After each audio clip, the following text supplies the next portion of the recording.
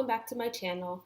Today's topic I'm going to be focusing on how to help your child who has experienced sexual abuse.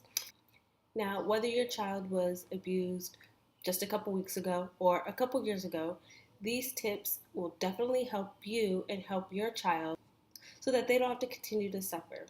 One of the biggest concerns many parents come to me with is they're worried that their child is going to be affected forever by what happened to them when they were younger. We've all read the statistics. We all know 1 in 4 girls and 1 in 5 boys in the United States have been sexually abused. The long-term effects, this includes low self-esteem, depression, anxiety, full-blown PTSD, trouble with relationships, difficulty making friends, difficulty with intimacy and having consensual, healthy sexual relationships with intimate partners, flashbacks, nightmares, on and on and on. I mean, the list is incredibly exhaustive, unfortunately. So many parents come to me very concerned when they read the statistics or they hear from adult survivors, or maybe they're a survivor themselves and they've seen how it's impacted them and they worry about their child and they don't want their child to have the same type of trouble that they did. So here are 5 steps to help you as the parent help your child heal from sexual abuse. Step number 1, and is probably the most important, is what we call attunement. So attunement is focusing on what your child needs. For many children who have experienced abuse, they don't really have the words to describe what happened to them, how they feel about it. They don't really understand the intricacies, but their behavior shows everything. To when you brought your child home from the hospital, they didn't have words to tell you, I'm hot, I'm cold, I'm hungry. They did what? They cried. So when they cried, you would give them a bottle, you would change a diaper, you would try a whole host of things until you helped your child, your baby, calm down. Similarly, children don't have the words to describe, oh, I had this terrible flashback, or, I'm really afraid right now and my heart beats racing and I'm confused. They don't have those words. That's too complex for them. They have the behaviors. What happens when you experience a horrific traumatic event where your body basically feels like, oh my God, I'm going to die, is the stress response system kicks in to protect you.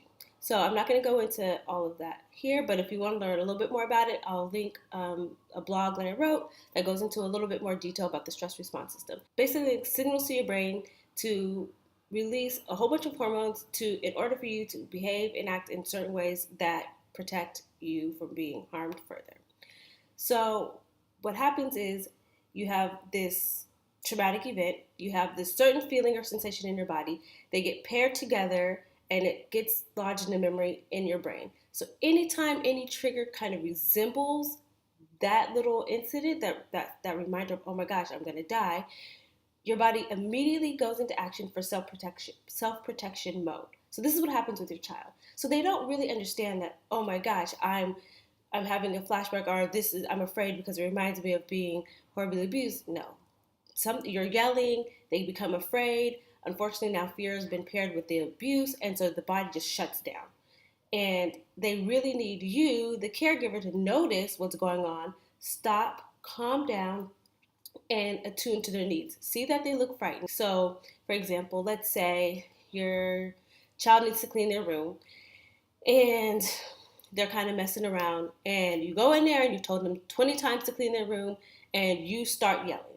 Well, nobody likes to be yelled at, but B, when somebody starts yelling at you, immediately your heart starts beating faster. You start kind of getting really anxious. This is everybody, right? But for your child, that feeling, that heart beating faster, is a signal related to their past trauma of being abused. So it's not about you telling them to clean up the room. Like, at this point, you've now kicked in their stress response system and it's just acting. And the top part of the brain, which tells us time and day, it's awareness, it can put the brake on those like lower, functions that I'm talking about, goes offline, and they're just now in their trauma reaction and they freeze. For some children, they freeze. For other children, they fight. And for other children, they run away. So these are fight, flight, freeze responses. This is like kind of a simplistic example, but it just kind of goes to show how the trauma changes the person's brain, changes your child's brain. So maybe before that, you can yell at the kid, whatever. They get, oh, mama, and then they go and do what you ask them to do. But you'll notice when you start yelling at your little survivor that they kind of look like a deer in headlights all of a sudden. And you see the eyes gloss over.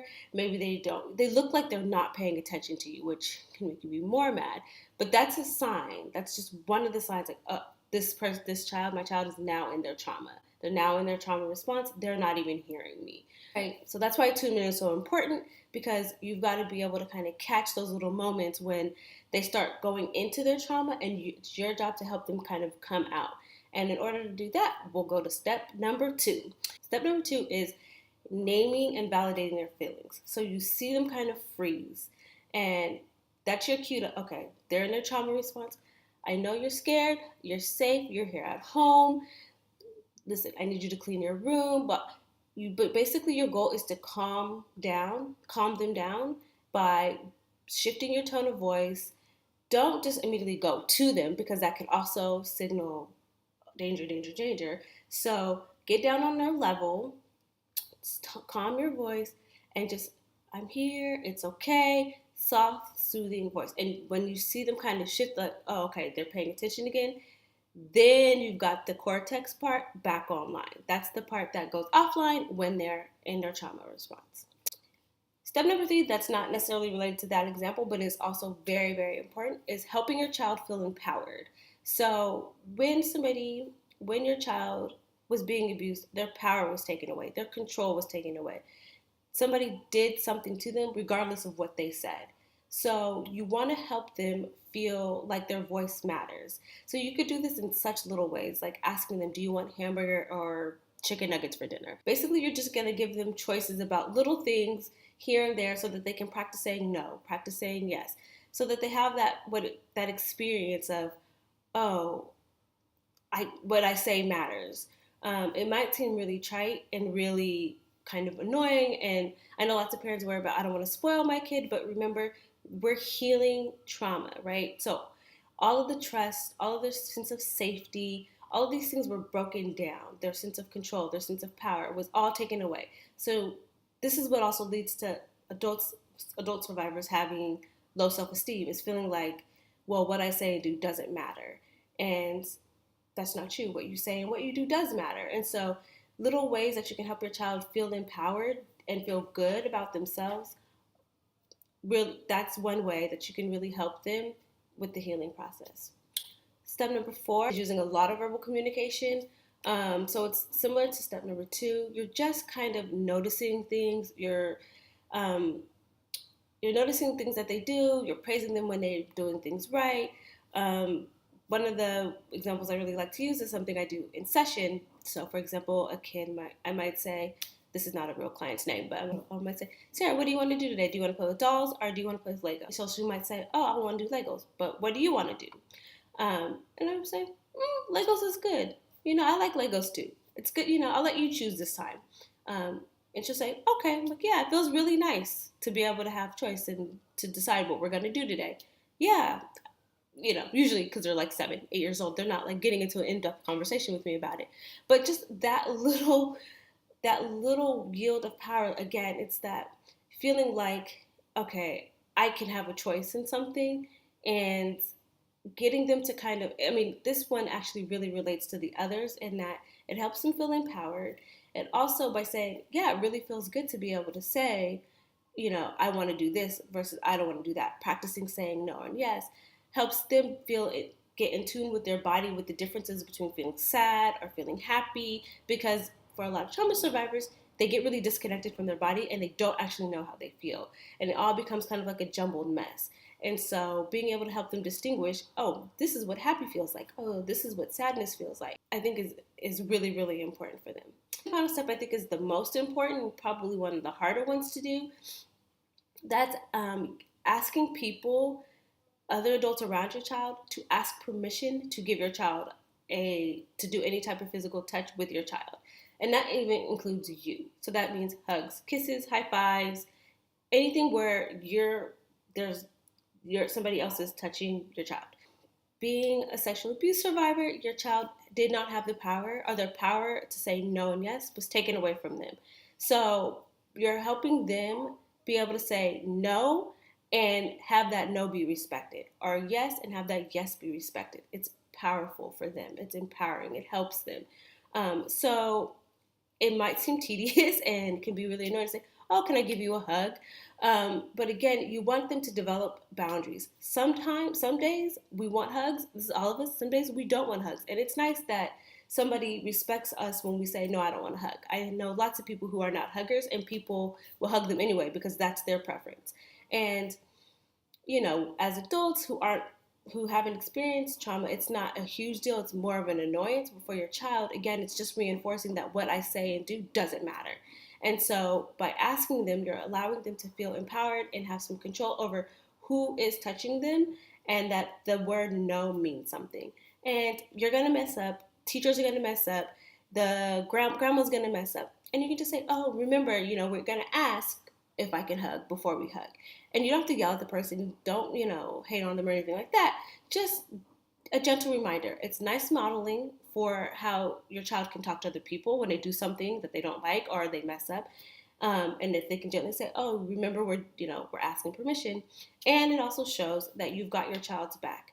And the truth of the matter is, for many children, and this is really hard for parents to understand, and even for many children at the time to express, but they definitely, when I have when I see adult survivors, express that they felt like their parent didn't protect them. They don't understand how their parent didn't know what was going on.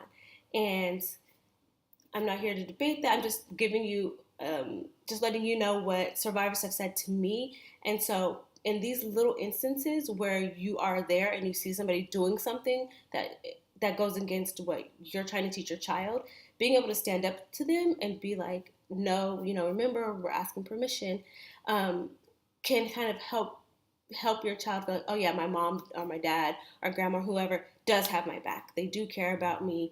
They are here to protect me. Because again, you want to be that safe person. You want to help them feel a sense of safety and feel a sense of trust, because those are the major things that were broken. And you want them to feel empowered. So those are my 5 steps / 5 tips to kind of help you as a parent, help your child heal from sexual abuse. If a child experienced sexual abuse, or you know a child who experienced sexual abuse and they're really having a hard time, please reach out to a licensed mental health professional, a licensed professional counselor, a licensed marriage and family therapist, licensed clinical social worker, or a licensed psychologist. Those are all, and sorry, there's also interns who have supervising them is also an option. But the point is somebody who is trained in treating trauma, specifically somebody who has experience working with child sexual abuse survivors. Please reach out, connect with them so that your child can start therapy and you and your child can learn the tools so that they can start healing and go into their adult lives still struggling with these issues.